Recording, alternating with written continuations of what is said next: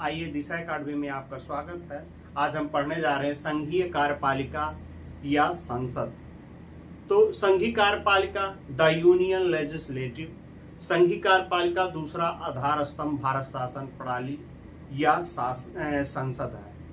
तो संसद में पार्लियामेंट्री या भाग 5 अनुच्छेद 79 से 123 तक है। तो अनुच्छेद 69 में कहा गया है कि संघ के लिए एक संसद होगी जो राष्ट्रपति और 2 सदनों से मिलकर बना होगा, जिसे हम संसद कहेंगे। संसद का सीधा अर्थ ये है कि लोकसभा प्लस राज्यसभा प्लस राष्ट्रपति मिलकर संसद का निर्माण होता है। इसे भारत शासन अधिनियम 1935 से लिया गया है। वहां वो 2 सदनी था, इसे हमने 3 सदनी बना दिया। 17 नवंबर 1945 से 1952 तक इसका नाम अंतरिम संसद नाम दिया गया। यह 1 सदनी था। इसी में हमारे संविधान का निर्माण हुआ था। और 1954 में 2 सदनी था।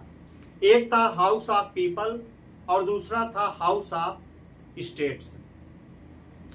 तो हम देखते हैं संघीय कार्यपालिका द यूनियन लेजिस्लेटिव, संघीय विधायिका का दूसरा नाम आधार स्तंभ भारत शासन प्रणाली या संसद है। संसद पार्लियामेंट्री यह अनुच्छेद 69 से लेकर 123 तक है, भाग 5 है। अनुच्छेद में 79 में कहा गया है कि संघ के लिए एक संसद होगी। जो संसद किससे बना होगा? राष्ट्रपति, लोकसभा अध्यक्ष एवं राज्यसभा अध्यक्ष से मिलकर बना होगा। इसे भारत शासन अधिनियम 1935 से लिया गया है। यह IS 2007 और यूपी 2007-2003 से पूछा गया क्वेश्चन है। वहां पर 2 सदनी था, यहाँ पर 3 सदनी बनाया गया है। यूपी पीसीएस 2022 के मेंस में IS 2017 पूछा गया क्वेश्चन है। 17 नवंबर 1945 से और 1952 तक इसे आंतरिक संसद कहा गया। यह 1 सदनीय संसद था। अनुच्छेद 81 में हम देखते हैं लोकसभा का गठन, कंपोजिशन ऑफ लोकसभा। तो लोकसभा में क्या कहा गया है कि संसद का आशय लोकसभा से ही है। इसे प्रथम सदन, निम्न सदन या जनता का सदन भी कहते हैं। इसे जनता द्वारा प्रत्यक्ष चुना जाता है, इसीलिए इसे जनता का सदन कहते हैं। यह सबसे शक्तिशाली होता है। संसद सदस्यों की संख्या समय समय पर घटती बढ़ती रहती है। वर्तमान में सदस्यों की संख्या 550 है। इसके पहले 552 हुआ करती थी। 104वें संविधान संशोधन द्वारा SC/ST और एंग्लो इंडियन को 10 वर्ष के लिए SC/ST को प्रमोट कर दिया गया, लेकिन एंग्लो इंडियन को वहीं पर छोड़ दिया गया, जिससे यह स्वतः ही समाप्त हो गया।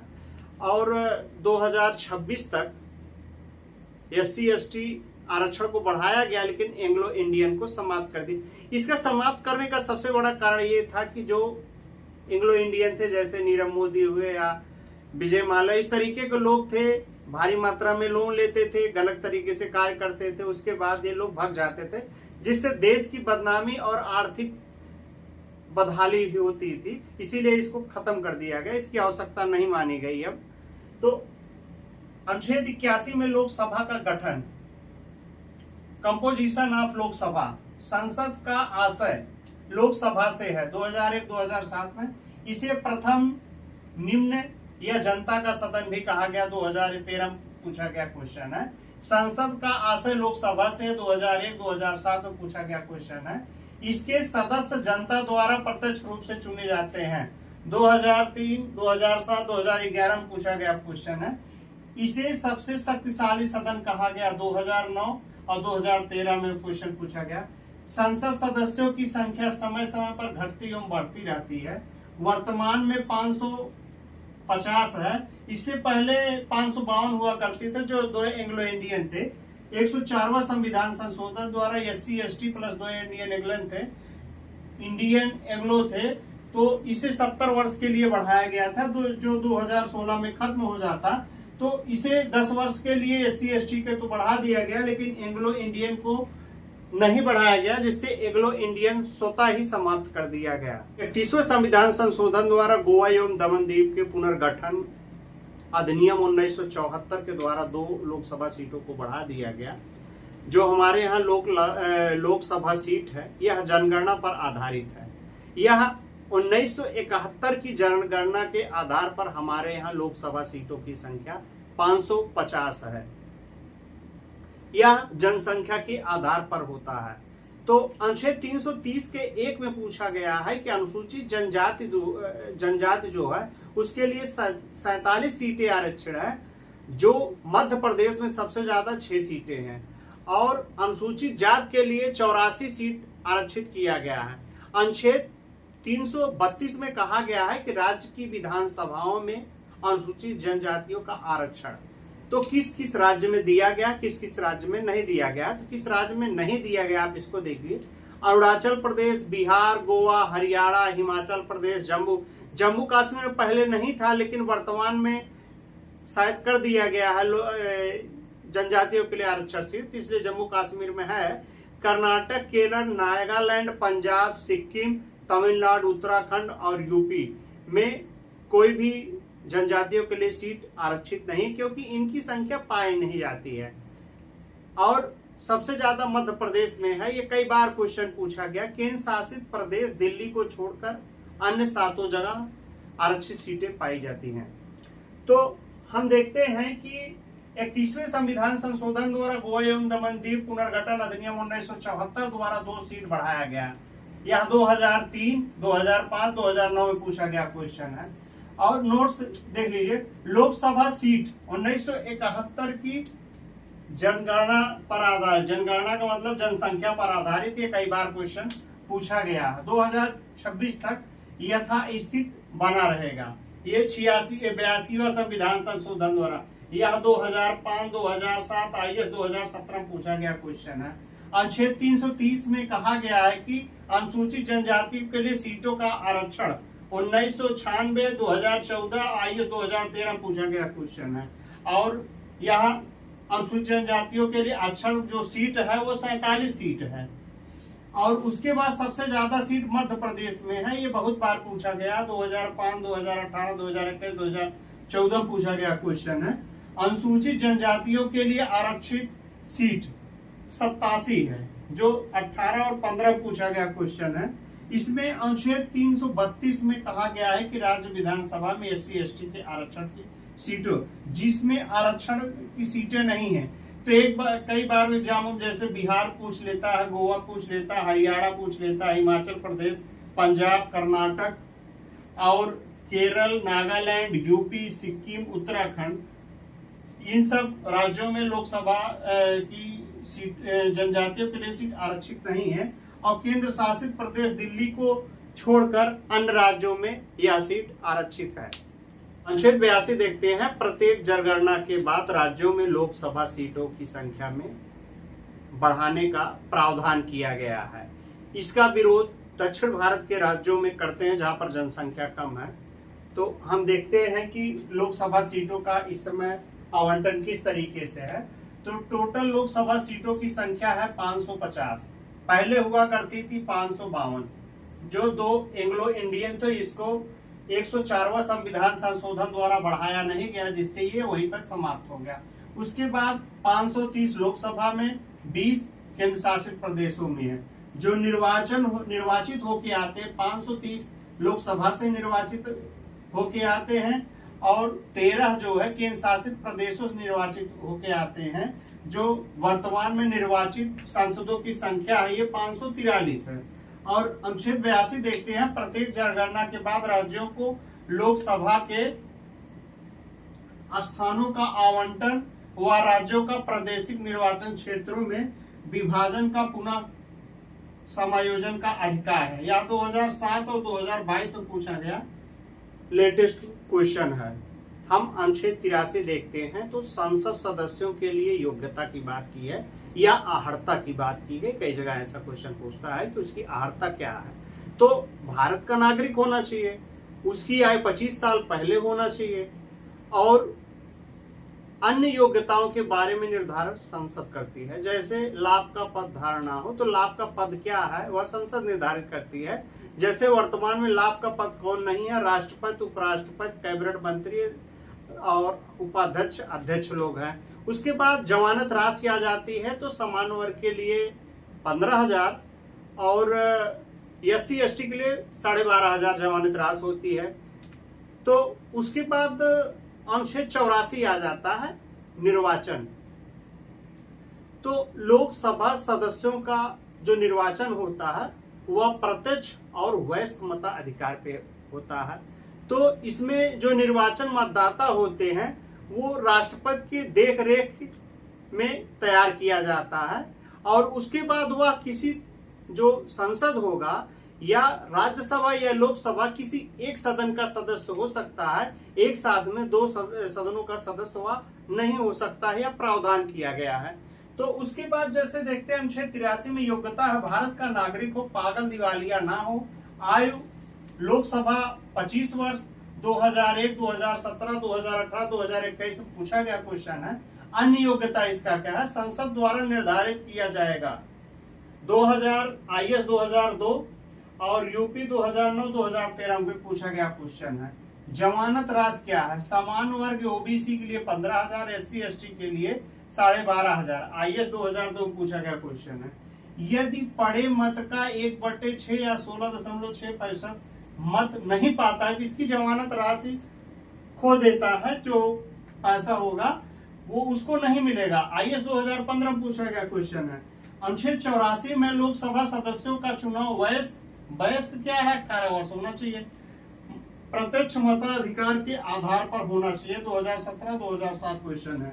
अनुच्छेद 324 के 1 में कहा गया है कि निर्वाचन के लिए मतदाता सूची राष्ट्रपति के निर्देश और राष्ट्रपति के नियंत्रण में तैयार किया जाएगा। ये 2001, 2018, 2019, IS 2017 में पूछा गया क्वेश्चन है।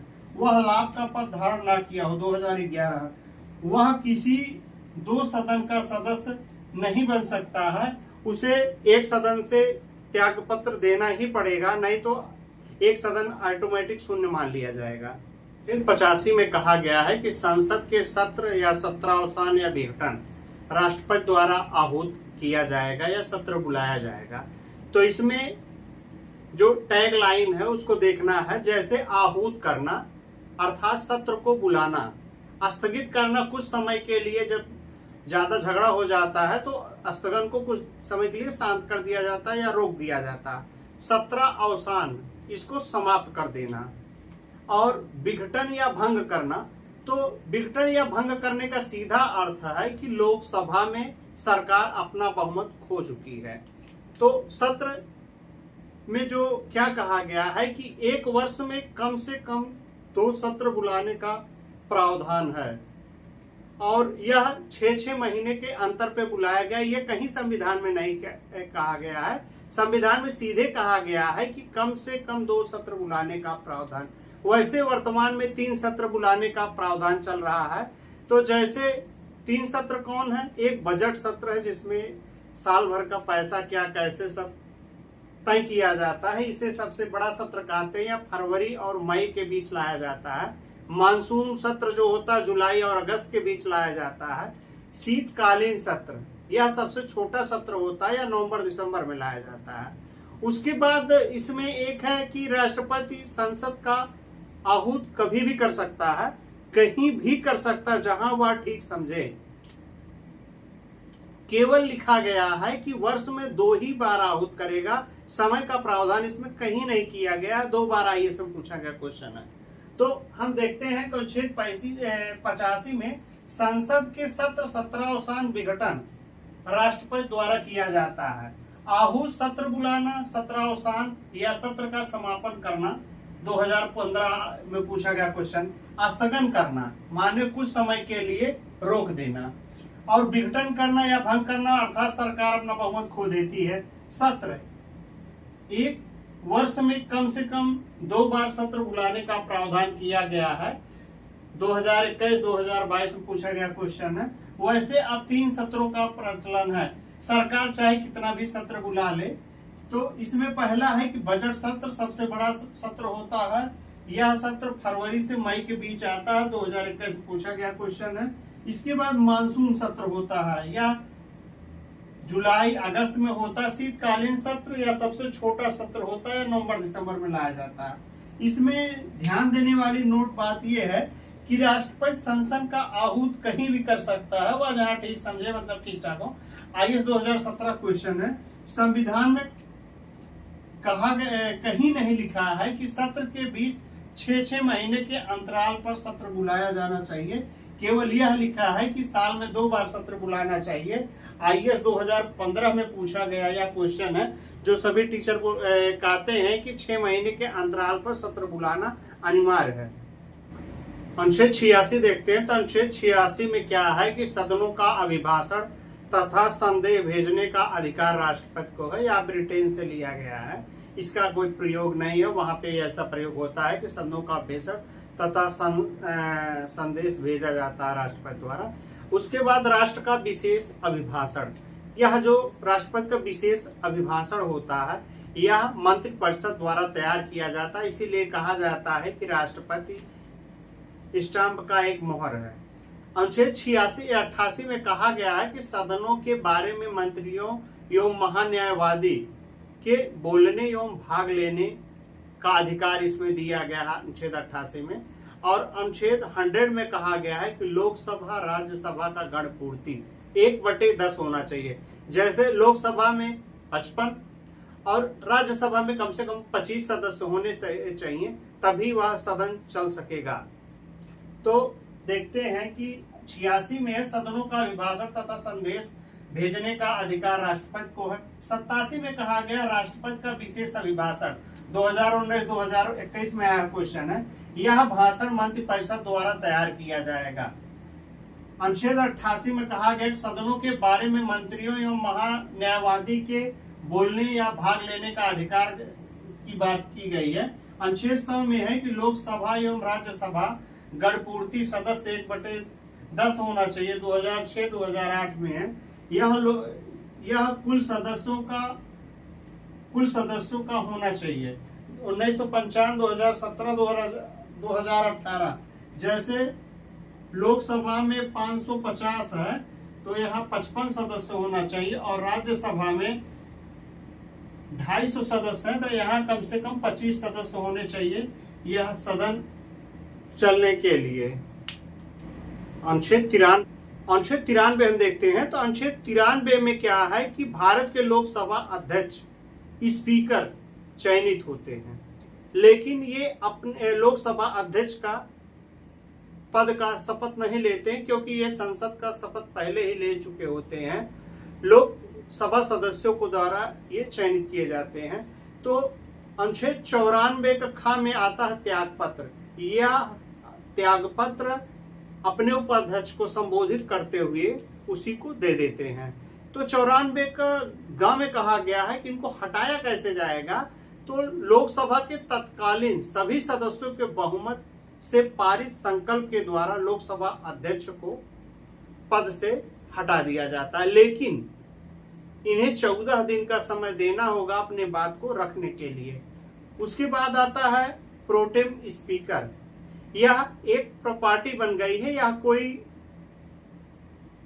संविधान में अधिकृत पद नहीं है, क्योंकि राष्ट्रपति के सहयोग के लिए एक प्रोटेम स्पीकर की नियुक्ति की जाती है। यह जो प्रोटेम स्पीकर होता है वरिष्ठता के आधार पर चुना जाता है। इसमें जो वरिष्ठता का क्रम है उम्र से नहीं है, इसके वरिष्ठता का क्रम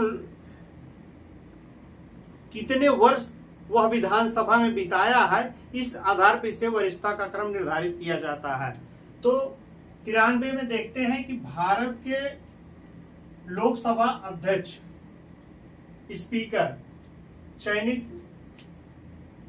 चयनित होते हैं। कई बार पूछा, IAS 2009 पूछा गया क्वेश्चन है। लोकसभा के सदस्यों का चयन होता है, ये चयनित होते हैं। 94 पूछा गया। यह अपने सदन का शपथ नहीं लेता है। 2017-2016 पूछा गया क्वेश्चन है। या संसद का शपथ लेता है। अनुच्छेद 94 खम कहा गया त्याग पत्र। त्याग पत्र किसको देता है? उपाध्यक्ष को संबोधित करते हुए उसी को त्याग पत्र दे देता। 2008 2014 IAS 93 में पूछा गया क्वेश्चन। अनुच्छेद 94 खम हटाया जाना 94 2007 और IAS 2012 में पूछा गया क्वेश्चन है। लोकसभा तत्कालीन सभी सदस्यों के बहुमत से पारित संकल्प से पद से हट जाएगा, परंतु उसे 14 दिन का समय आपको देना होगा सदन में अपने आप को रखने के लिए। प्रोटेम स्पीकर यह नवनिर्वाचित सदस्यों को शपथ दिलाता है। 2010 और 2017 में पूछा गया क्वेश्चन है।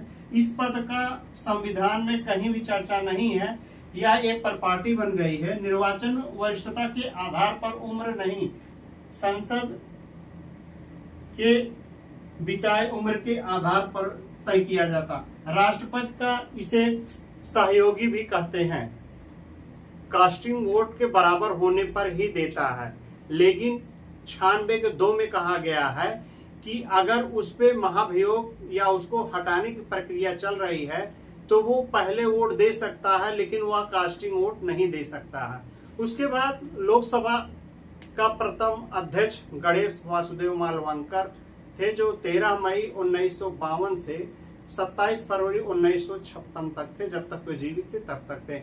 इनके विरुद्ध लोकसभा में अविश्वास प्रस्ताव लाया गया था प्रथम बार, जो पास नहीं हुआ। लोकसभा की पहली महिला अध्यक्ष मीरा कुमार हैं और जनजातीय लोकसभा अध्यक्ष PA सगमा है। लोकसभा का जो सचिवालय होता है लोकसभा अध्यक्ष के सीधे नियंत्रण में होता है। तो देखते हैं कि अनुच्छेद 100 में कहा गया है लोकसभा का अध्यक्ष अपना कास्टिंग वोट मत बराबर होने के बाद ही देता है। 2008-2016 दिया गया क्वेश्चन है। लेकिन 96-2 में कहा गया जब उस पे हटाने की प्रक्रिया चल रहा हो तो वो प्रथमा वोट दे सकता है, लेकिन कास्टिंग वोट देने का अधिकार उसको नहीं है। 2020 में पूछा गया क्वेश्चन है। लोकसभा का प्रथम अध्यक्ष गणेश वासुदेव मालवंकर हैं। 13 मई 1952 से 27 फरवरी 1956 तक 2001, 2007, 2009, 2012, 2016 में पूछा गया क्वेश्चन है। इसके बाद मालवारकन के विरुद्ध लोकसभा अविश्वास प्रस्ताव लाया गया था, जो पास नहीं हो पाया है। 2000 में और 2004 में पूछा गया क्वेश्चन है।